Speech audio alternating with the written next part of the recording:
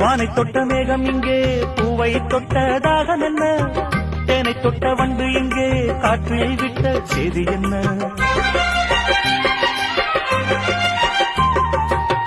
தங்கமலை சாரல் என்ற ஊரோ,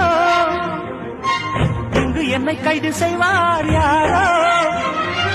அன்பாய் ஒரு தெய்வம் வந்து தாலாட்டுதே, நெஞ்சில் புது சந்தம் வந்து நீரூற்றுதே.